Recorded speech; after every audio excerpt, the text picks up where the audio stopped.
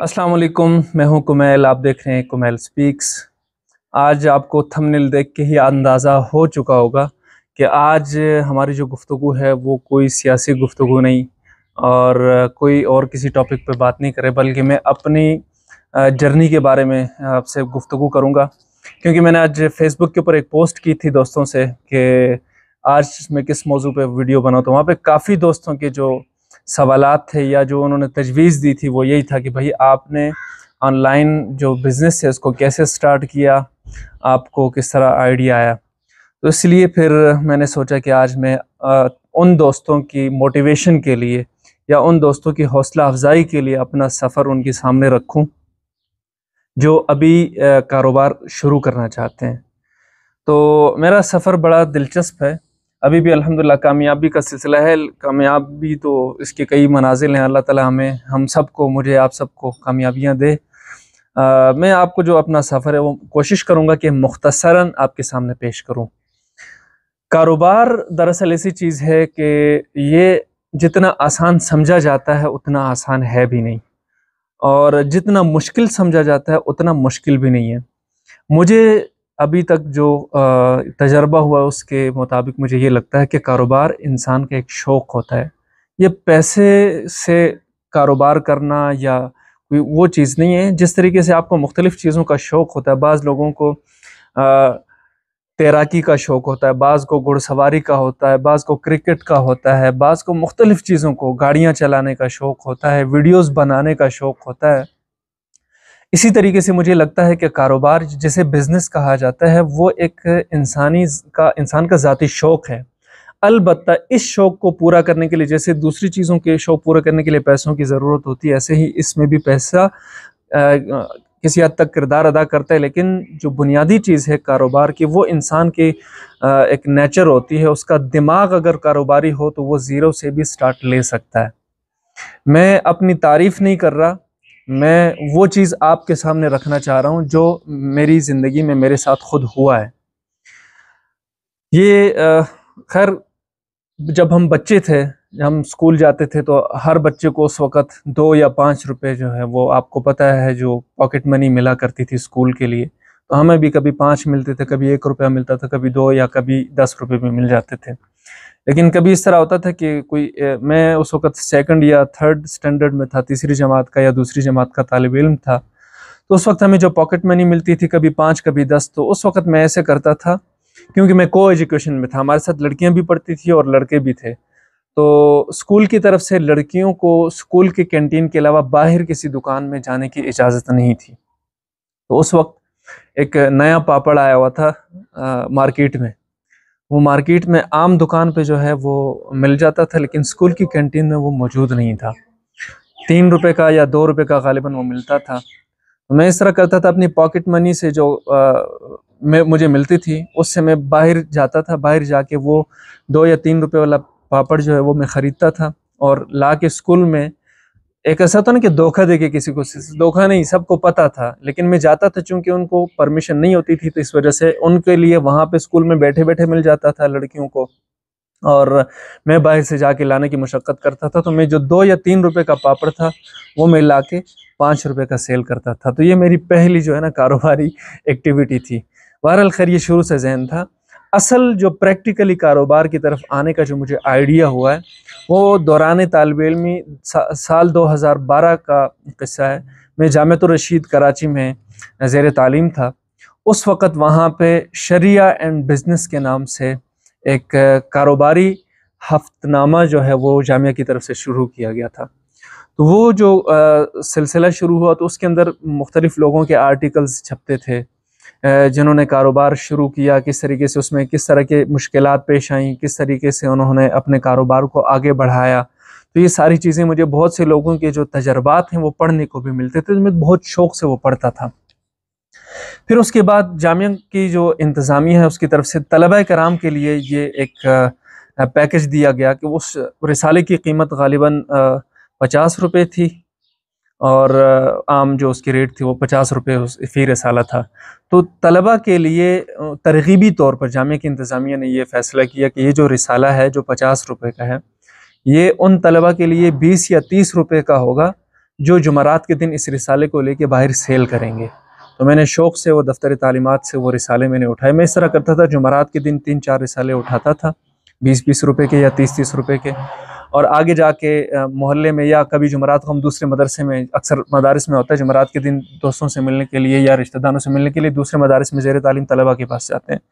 तो मैं दूसरे मदरसों में जाता था, जाके जो फिर उसका जो एक्चुअल रेट था 50 रुपीज़ वाला या 60 रुपये का, इस तरह मुझे अभी एग्जैक्ट याद नहीं, लेकिन इतना मुझे पता है कि 20-30 रुपये का डिफरेंस आता था। वो रिसाला में जाके दूसरे मदारस में तलबा को सेल करता था, जो हमें दफ्तर तालीमात से 20 रुपये का या 30 रुपये का मिलता था। तो वहाँ से मैंने प्रैक्टिकली मतलब इस चीज़ को भी शुरू किया था, और उसी रिसाले के अंदर जो आर्टिकल्स आते थे, जो लोगों के तजर्बात शेयर होते थे, उसको पढ़ के उसी वक़्त दौरान तालीम ही मैंने ये तय कर लिया था कि मैंने अल्हम्दुलिल्लाह तालीम के बाद अपना जो ज़रिया आमदन है, सोर्स ऑफ इनकम जो है, वो मैंने कारोबार को बनाना है, ना कि दर्स व तदरीस या तालीम व ताल्लुम के साथ साथ खिताबत व इमामत को अपने लिए ज़रिया आमदन नहीं बनाना, बल्कि वो काम जो है मैंने लिल्लाह फिल्लाह करना है। अगर अल्लाह ताला ने तौफीक दी, चाहे वो इमामत हो, खिताबत हो या दर्स व तदरीस की, वो मैं अल्लाह के लिए करूँगा, और अपना जो ज़रिया माश है वो मैं कारोबार को बनाऊँगा। ये मेरा उस वक़्त तालिब इल्मी के दौरान ही मेरा एक समझे कि अज़म मैंने कर लिया था। तो वो चूँकि शुरू से सोच थी, फिर वो कहते हैं ना कि जैसा इंसान अल्लाह ताला की ज़ात से गुमान रखता है, तो फिर उसी तरीके से अल्लाह ताला उसके साथ मामला भी करते हैं।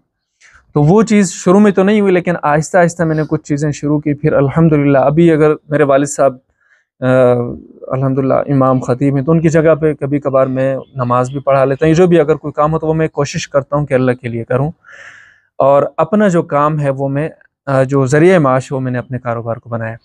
अब आते हैं जो मेरा ऑनलाइन बिज़नेस है, जिसके हवाले से जब मैंने सवालात किए थे, तो ये भाई रिहान साहब हैं, मौलाना रिहान साहब, इन्होंने सवाल किया था कि भाई कुमैल भाई, आपको ऑनलाइन बिज़नेस का आइडिया कैसे आया, और ये भी बताएं कि ऑनलाइन बिज़नेस ज़्यादा बेहतर है, आसान है, या फ़िज़िकल बिज़नेस ज़्यादा आसान है।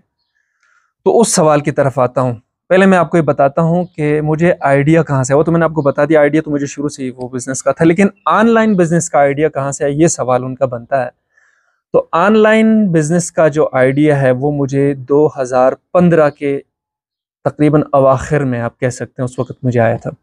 क्योंकि शुरू से हम सोशल मीडिया इस्तेमाल करते हैं, कभी हज़ारों फॉलोअर्स होते हैं, कभी कम, कभी ज़्यादा, अकाउंट वगैरह उड़ते रहते हैं, लेकिन उस तकरीबन 10-12 साल से मुसलसल ही सोशल मीडिया हम इस्तेमाल कर रहे थे। काफ़ी लोगों के साथ एक हल्का अहबाब जो काफ़ी वसी हो चुका था। वहाँ पे कभी कोई किसी के ख़िलाफ़ उसकी लिखें तो आपको तनकीद आपके पर लोग करते हैं, अगर किसी की ज़हन के मुताबिक लिखेंगे तो आपकी वाह वाह होती है।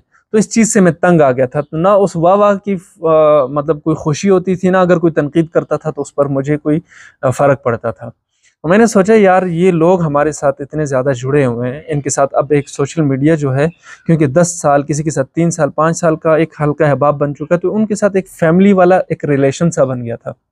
अगरचे हम आपस में एक दूसरे के साथ वो लड़ते रहते हैं सोशल मीडिया पे, लेकिन आप यकीन करिए जो सोशल मीडिया का ताल्लुक है अब एक फैमिली की हैसियत इख्तियार करके। तो मैंने कहा यार, इस चीज़ को मैं किसी और चीज़ में भी कन्वर्ट कर सकता हूँ। ये जो मेरे पास हल्के अहबाब हैं, इनको मैं कस्टमर भी बना सकता हूँ। वहाँ से उस वक़्त मैं तालिब इल्म था, मेरे पास कोई फोड़ी कोटी भी नहीं होती थी। फोड़ी कोटी मैंने कह दिया यार, क्या कहते हैं, फूटी कोड़ी, ठीक है। उस वक़्त मैं तालिब इल्म था, तो मेरे पास फूटी कोड़ी भी नहीं होती थी। बहरहाल मैंने फिर इस तरह किया कि अपने एक अज़ीज़ हैं, उनसे मैंने 7,500 रुपये, मैंने, वो गाँव में थे, तो मैंने उनको कहा कि आप इस तरह करें, गाँव से जो सलाजीत है वो मेरे लिए लेके आएँ, मैं आपको ये सेल करके पैसे दे दूँगा। यानी मैंने ज़ीरो इन्वेस्टमेंट की, मैंने कोई पैसे लगाए नहीं। उन्होंने हाफ़ केजी जो सलाजीत है वो लाई, मैंने बिस्मिल्लाह करके सोशल मीडिया के ऊपर 16 फरवरी सन 2016, मुझे अच्छे से याद है, मैंने ये पोस्ट लगाई कि आज के बाद मेरे अकाउंट पर आपको जो है ऑनलाइन सलाजीत मिलेगी। मुझे सब ने कहा था, इवन कि मेरा जो भाई है बिलाल खान शहीद रहमतुल्लाह अलैह, उसके अल्लाह ताला उसके ख़बर पे करोड़ों रहमतें नाज़िल करे, उसने कहा था कि भाई आप ये काम करेंगे तो आपको लोग बहुत तंग करेंगे। बहुत से लोगों ने, मदरसे के साथियों ने, दूसरे जो लोग हैं, उन्होंने मुझे कहा था कि यार ये आपका मजाक उड़ेगा। तो मैंने कहा चलो थोड़ा बहुत उड़ने दो, लेकिन मैं ये काम करता हूँ। जब मैंने वो पोस्ट लगाई, यकीन करें जो मैंने तवक्को किया था या जो लोगों ने, जो दोस्तों ने मुझे कहा था कि आपका मजाक उड़ेगा, उससे कोई 10 गुना ज्यादा मेरा मजाक बन गया। कुछ अरसे के बाद मेरा नाम ही सलाजीती रख दिया। कोई तंज करता, कोई ऐसे, कुछ तो वैसे तफरी में करते थे, कुछ लोग हकीकत में मजाक उड़ाते थे। तो उस चीज से शुरू में मैं थोड़ा डगमगाया भी, लेकिन मैंने कहा यार जो भी है, मैं ये काम करना है। फिर 2-3 दिन या हफ्ता डेढ़ के बाद इस तरह हो कि मुझे लोगों ने अप्रोच करना शुरू किया सलाजीत के हवाले से। कुछ ऑर्डर्स आए इस्लामाबाद के अंदर ही। उस वक्त मैंने ये कहा था कि भाई इस्लामाबाद के अंदर मैं दे सकता हूँ, क्योंकि बाकी कोई तजर्बा ही नहीं था। वहाँ से 3-4 ऑर्डर्स मिले। मेरी रिहाइश थी उस वक़्त F7 मरकज़ में। वहाँ पे मैं ज़ेर तालीम था, मदरसे में होता था। और मुझे जो ऑर्डर मिला था वो E7 इस्लामाबाद का जो E7 सेक्टर है वहाँ से था। तो जो इस्लामाबाद वाले हैं उनको अच्छे से पता है कि इन दोनों सेक्टर्स के बीच में काफ़ी फासला है। मेरे पास कोई सवारी नहीं थी, कुछ भी नहीं था। मैंने अपने एक साथी तालिब इल्म से मैंने कहा यार मुझे मोटरसाइकिल दो, मैं जाके जो है ये ऑर्डर मेरा एक आया, मैं जाके डिलीवर करता हूँ। मैंने उससे मोटरसाइकिल मांगा। मैं वो 20 या 30 ग्राम सलाजीत थी, 500-600 का ऑर्डर था, वो लेके मैं निकल गया। सख्त सर्दी का मौसम था, जाड़े का मौसम था। मैं जब बाइक लेके निकला, बहुत मुश्किल से आधा सफ़र तय किया होगा, ऊपर से बारिश। मेरी वो हालत हो गई थी कि मैं आपको बता नहीं सकता। लेकिन जब वो बारिश हुई, जितना मुश्किल मेरे ऊपर आया, तो मैं उतना एक अंदर से जिद आ गई ना, मैंने कहा यार मैं काम करना है। बहरहाल मैंने जाके वो पहली डिलीवरी खुद बनफ्स नफीस जाके मैंने उस कस्टमर को दी। फिर उसके बाद आहिस्ता आहिस्ता इस्लामाबाद के अंदर ऑर्डर्स आना शुरू हुए। मुझे पैकिंग का तरीका भी नहीं आता था। मैंने फिर इस्लामाबाद से बाहर के भी ऑर्डर आना शुरू हुए। तो पैकिंग से मैं आपको बताऊं कि हैदराबाद का एक ऑर्डर था, मैंने शापर के अंदर पैक किया, ऐनक का जो डब्बा था उसके अंदर डाल के मैंने वो सलाजीत भेज दी। आगे जो बंदा था वो अल्लाह उसको जज़ाए खैर दे, अभी भी अगर सुन रहे हैं तो वो बता देंगे खुद। वो बहुत हंसे भी और उन्होंने कहा यार आप कितने सादे हो, आपने काम शुरू किया माशाल्लाह, चीज़ तो आपकी इतनी ज़बरदस्त है कि इस तरह की क्वालिटी पहले कभी देखी नहीं, लेकिन जो पैकिंग है ये किस तरह की है। फिर उन्होंने मुझे मशवरा दिया। वहाँ से थोड़ा थोड़ा मुझे आइडिया आया, मुझे समझ आई कि भाई कारोबार जो है वो सिर्फ ज़रूरी नहीं कि आपके पास चीज़ खालिस हो तो आप, अच्छी चीज़ हो तो आप वो कर सकते हैं, उसके लिए पैकिंग जो प्रेजेंटेशन है वो भी अच्छी होनी ज़रूरी है। बहरहाल वहाँ से आहिस्ता आहिस्ता काम चलता गया। 1 साल 1.5 साल के अंदर अंदर मेरा जो काम है काफ़ी फैल गया, तकरीबन पूरे पाकिस्तान से मुझे आर्डर्स मिलने लगे। फिर 2018 में गालिबन मेरा पहला ऑर्डर था जो पाकिस्तान से बाहर का था। पाकिस्तान से बाहर भी फिर मुझे ऑर्डर्स मिलने लगे। तब तक मैंने कोई और काम, कोई और आइटम नहीं रखा था, सिर्फ और सिर्फ सलाजीत पर फोकस किया था। 2018 में जब मुझे बाहर से ऑर्डर्स मिले तो उस वक़्त काफ़ी मुश्किलात के बाद मुझे समझ आई कि पार्सल यहाँ से बाहर कैसे भेजना। बहरहाल वो एक लंबी स्टोरी है। मैंने बाहर पार्सल भेज दिया, वो भी कामयाब हुआ, तो मेरा और हौसला बढ़ा। 2019 में ये काम मज़ीद बढ़ता गया। 19 में मैंने कुछ चीज़ें, अखरोट वगैरह बीच में ऐड किया, लेकिन प्रॉपर तरीके से फिर भी नहीं था। 19 में फिर मेरे भाई की शहादत हो गई और शहादत के बाद हमारे ऊपर बहुत मुश्किलात का वक्त आया। बीच में तकरीबन 7-8 महीने तक ये काम जो है बिल्कुल रुक गया था। उसके बाद हम जब गांव गए, वापस आए, वो फिर एक अलग मौजू, उसको छोड़ देते हैं। जब वापस आए दोबारा मैंने बिस्मिल्लाह लेके अपने उस काम को जारी रखा, तो मेरा काम पहले से बहुत ज़्यादा तेज़ी से बढ़ा। फिर बीच में थोड़ी सी मुश्किलातें, लेकिन उतने में फिर वो कोविड का टाइम आ गया था, कोरोना शरीफ ने जब एंट्री मारी तो उस वक़्त लोगों के कारोबार बिल्कुल ठप, सब कुछ ख़त्म। मेरा भी शुरू में कुछ चीज़ें जो थी वो ख़राब हो गई थी, लेकिन चूंकि मेरे पास स्टॉक मौजूद था और लोगों की डिमांड थी, जो फिजिकल बिजनेस था वो बंद था, ऑनलाइन बिजनेस उस वक्त ऊपर जा रहा था, तो मेरे भी कस्टमर मुझे ज़्यादा मिलने लगे। उस वक्त फिर मैंने और भी बहुत सारी चीज़ें बीच में ऐड की, ड्राई फ्रूट्स और इस तरह की सारी चीज़ें। जब काम मेरा बहुत ज़्यादा एक्सपेंड हुआ तो फिर मैं अकेला नाकाफ़ी था, फिर मुझे साथ में अपनी टीम रखनी पड़ी और पूरी एक टीम के साथ मैंने काम करना शुरू किया। फिर दोस्तों ने मुझे मशवरा भी दिया और इदारों की तरफ से तंग भी करना शुरू कर दिया लोगों ने, तो फिर मुझे मजबूरन अपनी कंपनी रजिस्टर करनी पड़ी। अब मैं आता हूँ, आपको बताता हूँ कि मैं एक आम उससे सेलर से अपना ब्रांड कैसे बनाया। KDS जो आप देख रहे हैं ना, Kumail dry fruit and shilajit, ये अल्हम्दुलिल्लाह अब हुकूमत पाकिस्तान से रजिस्टर्ड है। मैं टैक्स पेयर हूँ अल्हम्दुलिल्लाह, मैं फाइलर जिसे आप कहते हैं, मैं हर साल का जो सालाना टैक्स है तो मैं अदा करता हूँ हुकूमत को। 2020 में फिर मेरा काम इतना बड़ा कि मुझे अपनी कंपनी रजिस्टर्ड करवानी पड़ी। कंपनी रजिस्टर्ड करने के बाद फिर मैंने अपनी जितनी भी प्रोडक्ट्स थी वो मैंने खुद अपनी उसके साथ ब्रांड के साथ मैंने वो की है। अभी ये ज़रा मुझे दिखाना ज़रा, जो हमारी जो ख़ास प्रोडक्ट्स हैं, ड्राई फ्रूट सारे शामिल होते हैं, वो सीज़न के एतबार से चेंज होते रहते हैं, लेकिन बस यही मुझे यहाँ से पकड़ाते जाओ, एक एक करके मैं दिखा देता हूँ। हाँ, उसके बाद फिर हमने जो हमारी सबसे मेन आइटम है, रीढ़ की हड्डी सलाजीत। या आप इसको अगर जूम करके दिखा सकते हो तो दिखा दो, जूम हो सकता है तो कर लो, हो सकता है ये आज नहीं होता तो छोड़ दो। ये फिर मैं आपको दिखा देता हूँ थोड़ा सा, ये सलाजीत है। और यहाँ से मुझे पकड़ाते ही जाना बेटा, पकड़ाते जाओ, शाबाश। अभी ये ऑयल देना और शहद का भी डब्बा दे देना, देना बड़ा वाला दे दो, वो ज़रा कैमरे में साफ आएगा। फिर उसके बाद अल्हम्दुलिल्लाह, अब ये केडीएस जो है ना, ये मेरा अपना ब्रांड है, कुमैल ड्राई फ्रूट एंड सराजीत, ये रजिस्टर्ड है। तो अब जो हमारी चीज़ें होती हैं अपनी ब्रांडिंग के साथ होती हैं। ये हेयर ऑयल है, इसके जो फीडबैक है आप अक्सर देखते रहते हैं, माशाल्लाह से इसका जो फीडबैक है हम खुद भी हैरान होते हैं, इसका इतना ज़बरदस्त फीडबैक है। उसके साथ फिर ये शहद है, ये बेरी का शहद है। और ये रख लो, मैं कोई थोड़ी बात कर लूँ। ये चीज़ आपको दिखाने का जो असल मकसद था वो ये था कि उसके बाद फिर मेरा काम बढ़ा तो अल्हम्दुलिल्लाह मैं ब्रांडिंग की तरफ चला गया। फिर मैंने अपना ब्रांड बनाया, ब्रांड बनाने के बाद अपनी चीज़ों को अपनी ही पैकिंग के अंदर सेल करना शुरू किया।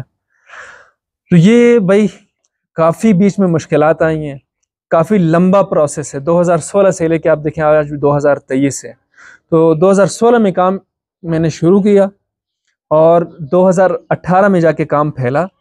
2 साल तक सही खुआरी मैंने काटी। उसके बाद फिर 2019 और 20 में जाके मेरा मतलब एक ब्रांड की सूरत इख्तियार कर गया। अब अल्हम्दुलिल्लाह पूरे पाकिस्तान में ड्राई फ्रूट जाता है। उसके अलावा पूरी दुनिया में आप जाता है सलाजीत, जो हमारी पूरी दुनिया में के किसी भी मुल्क से भी लोग हमें ऑनलाइन जो है परचेज़ करते हैं, होलसेल भी लेते हैं और परचून भी लेते हैं। आप लोगों के फीडबैक और जिस तरह भी जो भी पार्सल डिलीवर होता है, कस्टमर का फीडबैक वगैरह, मैं अपना जो ट्विटर ये आप देख रहे हैं, Kumail dry fruit and shilajit का ये जो हैंडल है ट्विटर का, यहाँ पर भी अपलोड करता रहता हूँ। जो फेसबुक पेज है आप ये भी देख सकते हैं, इसके ऊपर भी मैं वीडियोस लगाता रहता हूँ, लोगों के जो रिव्यूज़ होते हैं या जो फीडबैक होता है लगाता हूँ। तो ये मेरा जो सफ़र था ना कारोबारी, कहाँ से मुझे आइडिया आया, किस तरीके से मैंने स्टार्ट किया, क्या मुश्किलात आई और किस तरीके से ये काम अल्हम्दुलिल्लाह अब जारी है। तो उसके बाद अच्छा भाई ये देखें, जब मैंने काम शुरू किया था मेरे पास ज़ाती साइकिल तक नहीं थी, मैंने लोगों से साइकिल वो लिया था। फिर 2018 में मेरी एक पेमेंट आई तो पार्सल अच्छा गया, उससे मैंने मोटरसाइकिल लिया था ये वाला। फिर उसके बाद धीरे धीरे जाके 2019-20 में जाके अल्हम्दुलिल्लाह मेरा ज़रा और काम जब फैला, तो मैं घर का वाहिद कफ़ील होने के साथ साथ अपने घरेलू तमाम निज़ाम को चलाने के साथ साथ अल्हम्दुलिल्लाह अल्लाह ताला ने फिर मुझे और चीज़ों आसाइशें मुझे दी। फिर 20 में जाके मैंने शादी भी कर ली और साथ में फिर उसके बाद मैंने ये वाला मोटरसाइकिल भी ख़रीद लिया। और अब अल्लाह ताला ने ये बाइक और इन तमाम चीज़ों के साथ गाड़ी भी अता कर दी, गाड़ी भी आप देख रहे हैं। ये चीज़ें बताने का मकसद मैं शो ऑफ़ नहीं कर रहा, मैं उन नौजवानों के लिए मोटिवेशन के तौर पे अपने तमाम जो हकीकी फैक्ट्स थे वो मैंने बताया। मैंने आपको बहुत बड़े बड़े ख्वाब नहीं दिखाए, जो एक मुतवस्सित कारोबारी बंदे के साथ जो मामला तो मैंने सारे आपके सामने इसलिए रखे ताकि आप किसी की बातों की वजह से हर्ट होकर अपने काम को छोड़ ना दें, डीमोटिवेट ना हो, मोटिवेट हो जाएं आप, आपको एक मोटिवेशन मिले, आप काम करें, उसके अंदर मुस्तकिल मिजाजी के साथ लगे रहें। अब जो दूसरा सवाल है, इन्होंने जो पूछा था कि भाई आप ये बताएं कि फिजिकल बिजनेस ज़्यादा यानी ऑफलाइन बिजनेस ज़्यादा मुश्किल है या ऑनलाइन ज़्यादा मुश्किल है। तो मैं यहाँ पे आपको क्लियर करूँ कि ऑफलाइन बिजनेस बहुत ज़्यादा आसान है, ऑनलाइन बिजनेस को मैनेज करना बहुत ज़्यादा मुश्किल है। क्योंकि ऑफलाइन बिजनेस में ये होता है कि भाई फिजिकली बंदा आता है, देखते चीज़ उसको पसंद आई तो ठीक है, देख लेता है, वापस लेके चला जाता है, अगर पसंद नहीं आती तो छोड़ के आगे मूव हो जाता है। ऑनलाइन में ये होता है कि हमें चीज़ पहुंचाने तक, एक तो पहुंचने की टेंशन, फिर ऊपर से कस्टमर को जब पहुंचता है तो हमने अल्हम्दुलिल्लाह ये रूल रखा हो कि पहुंचने के बाद कोई चीज़ डैमेज होती है या पार्सल वो जो प्रोडक्ट है पसंद नहीं आती या कोई भी मसला होता है, तो 3 दिन तक कस्टमर को इख्तियार दिया हो कि वो चीज़ को रिटर्न करके अपने पैसे रिफ़ंड करवा सकता है। तो ये सारी चीज़ें यानी आपने कस्टमर को फिज़िकली वो चीज़ पहुंचानी भी है, पहुंचाने के बाद उसको सेटिस्फेक्शन भी देनी है, उसको एतमाद में भी लेना है। वो अगर मुतमईन नहीं होता तो आपने रिटर्न भी करना, ये सारी चीज़ें होती हैं। तो भाई फिज़िकल बिजनेस से ऑनलाइन बिजनेस मैनेज करना ज़्यादा मुश्किल है, लेकिन फिजिकल बिजनेस के बनिस्बत ऑनलाइन बिजनेस में आपके जो कस्टमर होते हैं उनका हल्का जो होता है वो बहुत वसी होता है। अब आपकी एक दुकान है, उस दुकान के अंदर सुबह से लेकर शाम तक कितने कस्टमर आ सकते हैं? हद हो गई तो कोई 100 आएगा। ऑनलाइन में ऐसा होता है कि एक दिन में 500-500 कस्टमर भी आ जाता है। ठीक है, तो ये फर्क है। इसमें कस्टमर आपको ज्यादा मिल जाता है, लेकिन इसको मैनेज करना फिजिकल बिजनेस के मुकाबले में थोड़ा ज्यादा मुश्किल है। आज की वीडियो मुझे पता है बहुत ज़्यादा तवील हुई है, ये ज़्यादा लोग नहीं देखेंगे, उन्हीं लोगों के लिए है जो इस चीज़ में दिलचस्पी रखते हैं। लेकिन मैंने आपके सामने अपनी सारी स्टोरी इसलिए रखी है कि अगर आप कोई काम शुरू करना चाहते हैं तो आपके लिए मुश्किलात भी आ सकती हैं, लोग आपका मजाक भी उड़ा सकते हैं, लेकिन उन तमाम चीज़ों की परवाह किए बगैर बिस्मिल्लाह अगर आपने की है तो लगे रहें, मुस्तकिल मिजाजी के साथ आप लगे रहें। इंशाअल्लाह एक दिन ऐसा आएगा कि आप कामयाब होंगे, आपके वो तमाम ख्वाहिशात और ख्वाब अल्लाह ताला पूरे करेंगे जिसकी आपने कभी तमन्ना की होती है। इजाज़त दीजिए, अल्लाह हाफ़िज़।